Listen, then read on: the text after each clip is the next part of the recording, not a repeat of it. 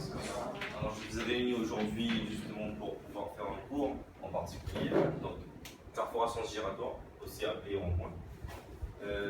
J'aimerais faire ce cours justement pour pouvoir aider tous les élèves de l'auto-école, mais aussi le reste du département. Donc ça peut être intéressant de faire ce cours aujourd'hui. Donc un sommaire pour nous aider à mieux comprendre un peu comment ça se passe au niveau des ronds-points. La perception, donc comment on analyse ce rond-point. Le placement, donc savoir comment se placer en particulier, on ne peut pas se placer n'importe comment. L'analyse, donc savoir un peu comment traiter, comment gérer, où est-ce qu'il faut regarder pour pouvoir s'insérer. Et en dernier, la prise de décision, qui est important pour pouvoir s'insérer en sécurité. Bon, monsieur. Okay. Quand je parle de perception, je pense à quoi?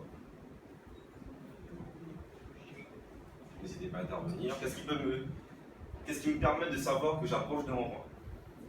La signalisation. Quelle signalisation, justement? Quelle bonne? Ouais. Tu sais à quoi il ressemble exactement? Je vais te laisser te lever alors. Tiens, venir me le dessiner. Bien.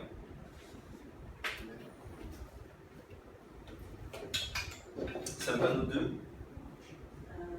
Danger. Ça va notre danger. Essaye de faire comme tu veux. Je me le mets juste en dessous. Essaye de me rappeler un peu ce dans quoi tu te rappelles.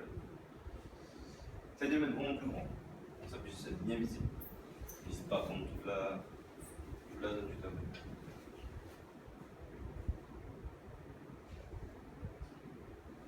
Ok. Et ensuite.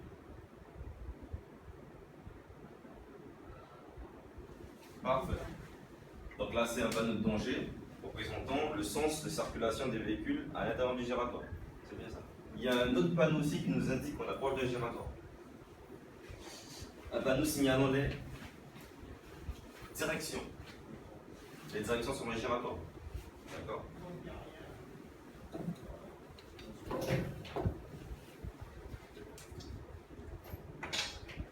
Donc on a un endroit comme ça fait une sorte de rond. Et ça se referme pas. Et ça se referme pas.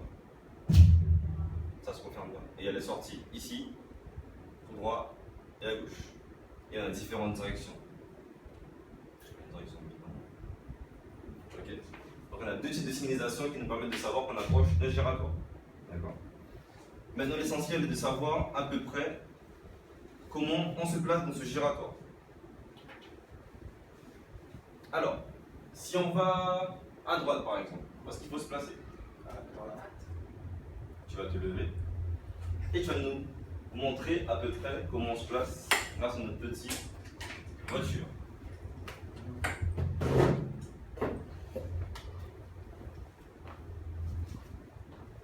Je vais prendre la droite. Ouais. Je serai là. D'accord. Je vais mettre mon clignotant droit. Vu que je vais prendre la première sortie. Et ensuite, quand je tourne directement là. Ouais. Et ensuite, je tourne là. D'accord. Pourquoi tu as pris le soin de serrer le plus possible sur la droite? Pourquoi tu ne peux pas te permettre de circuler au milieu ou à gauche? Quand je vais au milieu, c'est pour aller totalement de l'autre côté ou bien faire un demi-tour. D'accord. Mais si on veut se placer, si on veut sortir ici, on se place là. C'est quoi le souci par rapport à la circulation? Si ensuite l'autre personne peut-être qui va venir derrière moi va penser que Je prends une direction. Je prends une autre direction et lui il va aller comme ça et quand je vais essayer de tourner, On va il y a aller aussi faire une collision. Donc c'est pour ça qu'il faut bien penser à serrer sur la droite pour pouvoir sortir ici. Ok. Et pour aller en face, est-ce que tu connais le placement? Par en face, c'est toujours à droite. Est-ce que le clignotant le met au giratoire? Non. Pourquoi? Parce que Si on le met à ce niveau-là, il va se passer quoi? Les autres usagers vont penser qu'on va prendre la première sortie. Donc on circule ici, on reste à droite, on remonte. Et à quel moment on met le clignotant? Après la précédente sortie, on met le clignotant pour signaler qu'on ira en face, qu'on prendra la prochaine sortie. Ensuite on continue. Et ensuite là, on met le clignotant droit. On peut même le mettre depuis ici. Donc là, ça le signale à lui aussi. On prend la prochaine sortie. On met le clignotant droit. Ouais. Ensuite, on sort. On sort. Ok. Une petite remarque. dans les giratoires, vous n'avez pas forcément 4 sorties. Il peut aussi y avoir des sorties ici et là. Le placement sera toujours le même. Ce à quoi il faut penser, c'est que le clignotant se mettra toujours après la précédente sortie. Donc si j'ai une sortie ici par exemple, donc je circule tout le long. Je circule tout le long en serrant bien sur la droite. Et ici, à la précédente sortie, je mets mon clignotant et je sors là. Si je sors ici et qu'il y a une sortie là, je circule. Après cette précédente sortie là, je mets mon clignotant et je sors là. D'accord? Qui veut essayer pour les placements à gauche? On se lance. Alors, on deux, donc là, on va essayer de savoir comment ça se passe pour les sorties qui se situent sur la gauche. Voilà. Alors, Je circule ici. est-ce qu'ici on peut déjà commencer à se placer un petit peu? Est-ce qu'on peut ici préciser le placement déjà? Est-ce qu'on ne peut pas se permettre de serrer un tout petit peu sur la gauche? Pourquoi on peut serrer un tout petit peu sur la gauche ici? Ça servira à quoi? Oui, pour avoir des usagers, des cyclos, qui, même s'ils n'ont pas le droit pour nous dépasser, on peut le faciliter le dépassage. Ouais. Donc là on va serrer à gauche. Ensuite. Donc on va mettre le clignotant en gauche. Ouais. On va circuler là. Ok. On va faire le tour. Ouais. Et on va laisser le clignotant en gauche. D'accord. Ici, placez-le ici. Qu'est-ce qu'il faut faire? Est-ce qu'on met le clignotant directement? Est-ce qu'on peut pas jeter un petit coup d'œil sur la droite pour savoir ce qui arrive? Est-ce qu'il y a des véhicules qui circulent ici? Ouais, donc on peut jeter un rapide coup d'œil à droite. Et ça s'appelle l'angle droit où on voit pas. L'angle mort. D'accord. Ensuite, donc la précédente sortie, on se rappelle?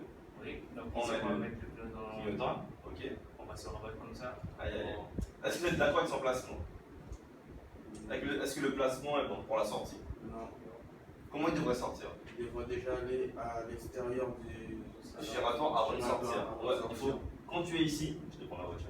Quand tu es ici, il faut mettre ton clignotant et tout de suite serrer sur la droite pour pouvoir contourner le giratoire et sortir ensuite. D'accord? Si tu restes sur la gauche et que tu coupes, tu vas favoriser le passage de celui qui vient ici. Donc il va venir pour s'insérer et pour te couper la route. D'accord? Donc ici, il faut vraiment lui montrer que tu serres sur la droite pour ensuite sortir ici. Et pour le demi-tour? Le demi-tour, c'est pareil. Là, clignotant en gauche. Ok. Là, comme ça. On fait les tours au point. Le tour, ok. Là. Et là, on met le clignotant en droit. Ok. Un petit coup d'œil avant, comme on avait dit. Oui, Ouais. tout droit.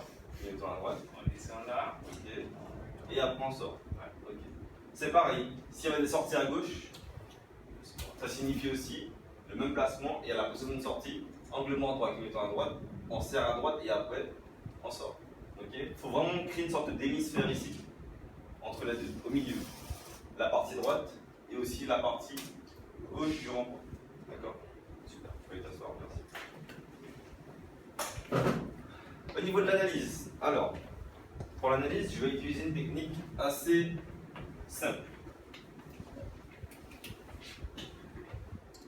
Le CCPA.